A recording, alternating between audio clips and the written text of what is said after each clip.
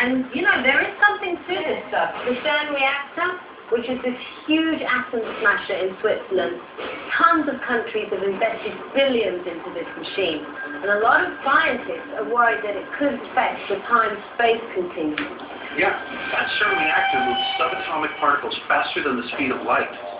Now we know that we can go forward in time. We go closer to the speed of light. You would travel, let's say, X amount of years. You would come back here, we'd all be dead, and you'd still be young. Then wait for this. The Chinese government has banned all mention of time travel on television. Why? Well, they don't like Back to the Future movies. No, governments don't do it for that reason, Ty. Governments do it with an ulterior motive. But the whole question is, what does the government know? So we don't.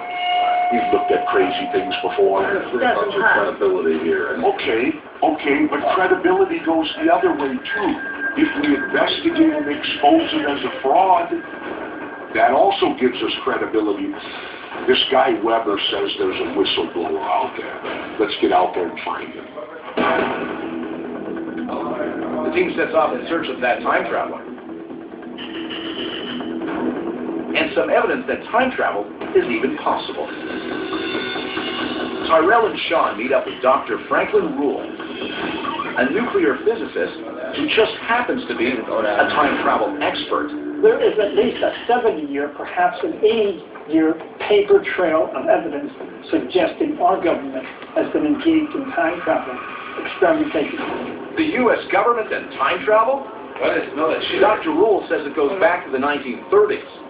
The University of Chicago and Princeton, where researchers included Albert Einstein. Then in 1943, we had the Philadelphia. This is time travel that the government doesn't want us to know. A top-secret attempt to make the Navy ship USS Eldridge invisible. Allegedly, the ship did disappear, but it was also transported through time from the Philadelphia shipyard to Norfolk, Virginia. There were about 33 men aboard the craft. When the experiment ended, they found that some men apparently had disappeared. I've heard rumors of this for a long time, but where's the proof? That is a good question, because Morse Gibson, who was a serious researcher, and he believed that the Philadelphia experiment was engaged in time travel. Unfortunately, he himself committed suicide. Coming up on Conspiracy Theory. The second lounge chair is an isolation movie. The man who says he ran a government time machine. They start making on it. And all that when you talk about how to travel. The team gets closer to the mysterious time traveler. And later. And the lesson. Are you ready?